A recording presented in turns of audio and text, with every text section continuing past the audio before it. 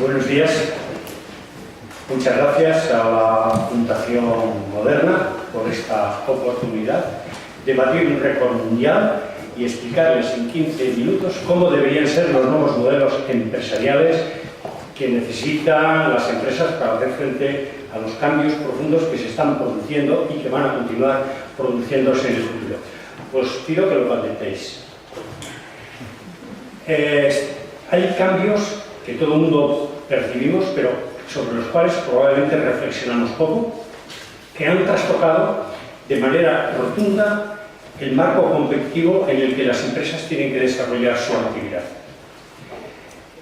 Si fuéramos conscientes de esos cambios, que solamente a título enunciativo en 3 apartados podrían ser los efectos de la globalización, los retos tecnológicos sobre los cuales nos ha ilustrado el anterior ponente y el conocimiento como eje básico del desarrollo, solamente siendo conscientes de lo que suponen esos cambios y en qué medida afectan a la vida de las empresas, estaríamos dedicando un 20% de nuestro tiempo a diseñar cómo dar respuesta a esos retos.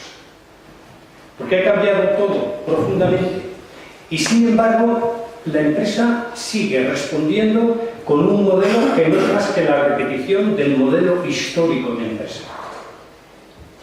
Y apenas, cuando se habla de innovación, apenas hay innovación en el proceso de reflexión sobre la manera y el modo de estructurar la empresa para que sea más eficiente en esos nuevos entornos.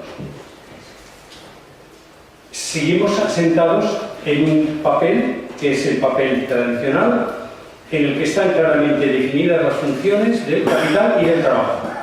Como si esto fuera inamovible, como si una vez después de haber creado este modelo tuviera que reproducirse simplemente por la repetición de ese mismo modelo.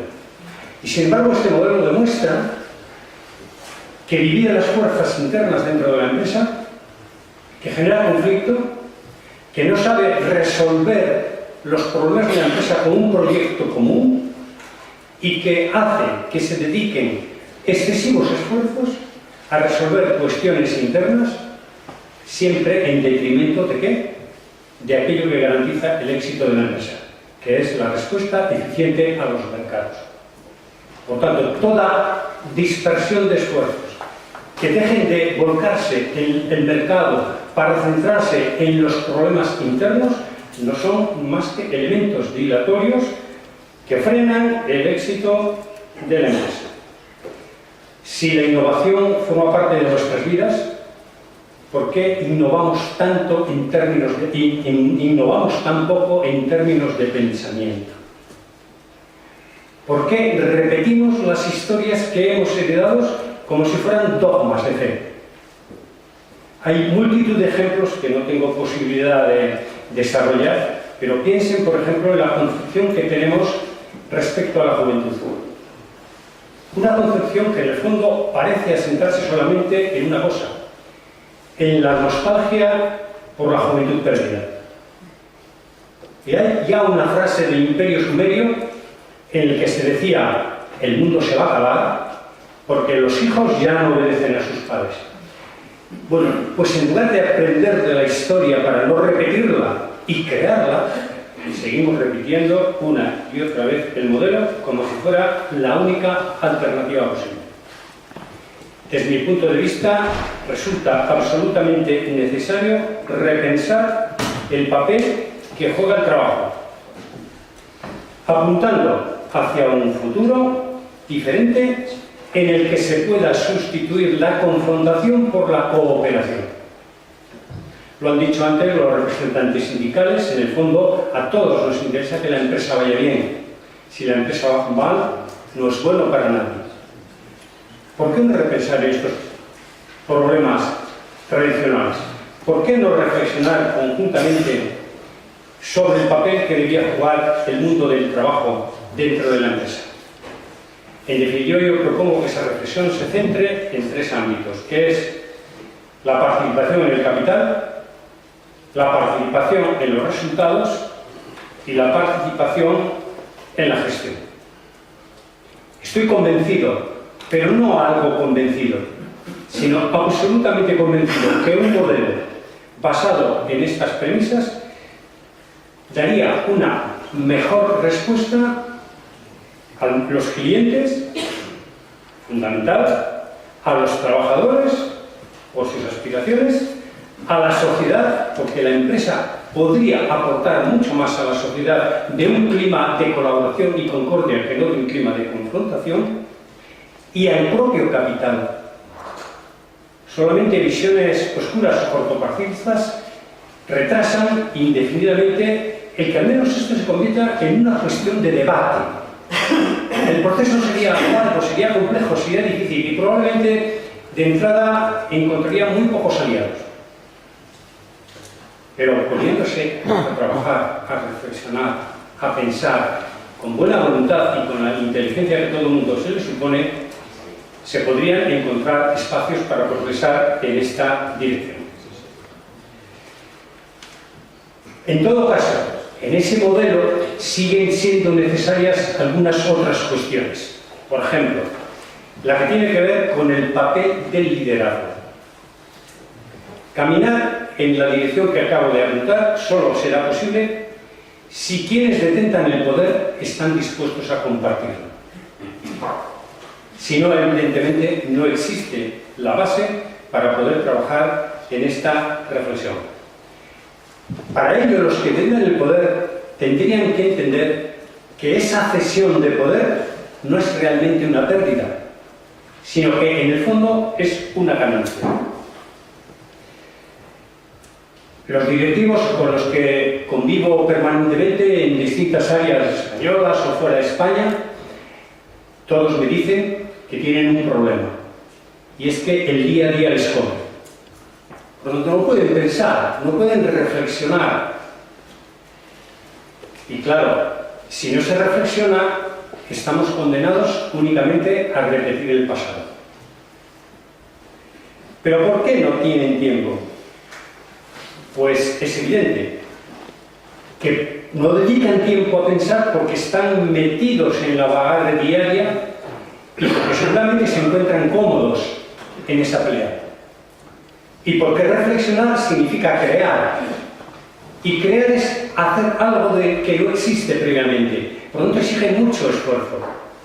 Pero está claro que los dirigentes y los directivos de las empresas tendrían posibilidad de dedicar tiempo a la reflexión y por tanto a la creación y por tanto a la innovación, simplemente desde el momento que aceptaran estar dispuestos a redistribuir el poder. Y en esa redistribución sería bueno que no se hiciese de la manera tradicional.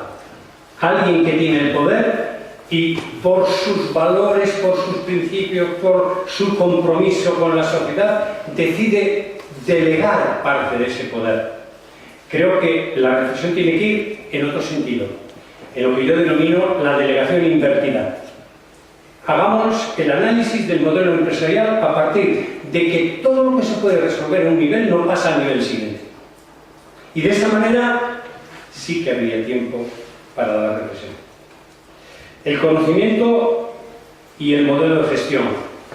La empresa es siempre un proyecto en construcción. No se acaba nunca. Quien piensa que ya ha culminado el proceso de construcción de la empresa simplemente se equivoca. La adaptación es una necesidad permanente, como nos da muestras la propia historia.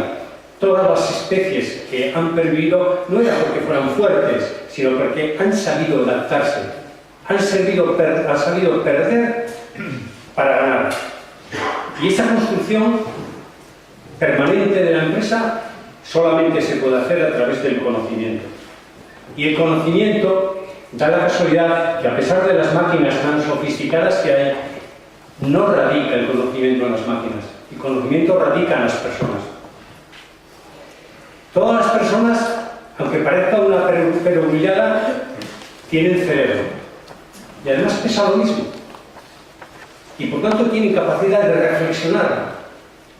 Y además están dispuestas a aportar en su trabajo no solamente la repetición de las cosas que hay que hacer, sino la creación de nuevas fórmulas de abordar los problemas. Desperdiciar solamente un gramo de materia gris de una organización es un despilfarro culpable, que debiera estar sancionado. Cuanto más se asemeja, cuanto más pienso en la empresa, más la veo asemejándose a una multitud de cerebros en ebullición, buscando permanente nuevas opciones, nuevas posibilidades, nuevos desarrollos en todos los ámbitos. Construir estos modelos en los que todas las personas, además de hacer las tareas mecánicas que le competan, tiene no solamente la posibilidad, sino la obligación de aportar su capacidad de pensamiento y de compromiso, es algo que realmente merece la pena. Y la correlación que existe entre capacidad directiva y éxito empresarial es evidente. Miren, no se preocupen, si alguna vez quieren ver cómo una empresa, piensen qué equipo directivo tiene. Y el concepto capacidad no incluye solamente los conocimientos técnicos, sino los valores que movilizan a las personas. Es imprescindible en los nuevos modelos empresariales dirigir desde los valores y no desde el humor de cada día. Y todavía hay multitud de casos, y yo los vivo con gran frecuencia, en los que estar con el responsable del área que corresponda o con el director correspondiente exige previamente preguntarle a su secretaria cómo ha venido hoy. Mejor déjalo para mañana.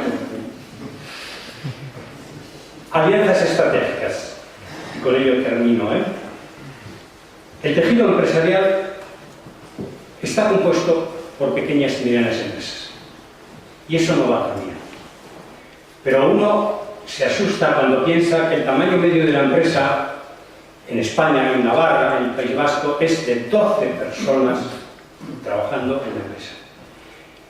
Hacer frente a todas estas exigencias, a todos estos retos, a partir de una dimensión de 12 personas, resulta prácticamente imposible. Hay una solución, hay una salida, hay una posibilidad de ganar dimensión, a pesar de que el crecimiento orgánico no conduzca hacia allí, y es poner en común con los demás. Me refiero a la importancia y a la necesidad de constituir grupos empresariales. Grupos empresariales no clásicos. Evidentemente no me refiero ni a centrales de compra, ni a consorcios de exportación, ni siquiera a clústeres sectoriales, diciendo previamente que creo que todas estas son figuras que ayudan, pero no son suficientes. Estoy hablando de grupos que pongan en común todos los ámbitos de gestión estratégica. Es decir, aquellas cuestiones que realmente no se pueden hacer desde esa unidad media de 12 personas. Por citar algunas de las cosas, solo citar, por ejemplo, establecimiento de una cultura. No nos damos cuenta que una comunidad necesita asentarse en algo y que ese algo hay que trabajarlo, porque no existe per se, que hay que darle forma, que hay que plantear objetivos, que las personas que se mueven en función de valores dan muchísimo más que las que se mueven por la obligatoriedad de una contraprestación laboral. Formar a los directivos, elaborar planes estratégicos, desarrollo de la internacionalización, gestión del conocimiento, creación de herramientas financieras, impulso de la innovación, etc. Evidentemente todo esto son cosas para próximas jornadas. Conclusión. Es una mera aproximación la que acabo de hacer a nuevos modelos de empresa que respondan a los grandes cambios que ya se han producido y a los que van a continuar produciéndose en el futuro. Si nos empeñamos en repetir la historia, simplemente reproduciremos el pasado. Tenemos que tomar grandes decisiones de adecuación y de cambio. Y atención, las grandes decisiones de cambio se deben tomar en épocas de bonanza. Porque cuando las crisis se echan encima, las soluciones casi siempre son quirúrgicas. Y en las soluciones quirúrgicas uno acaba perdiendo algo. Muchas gracias.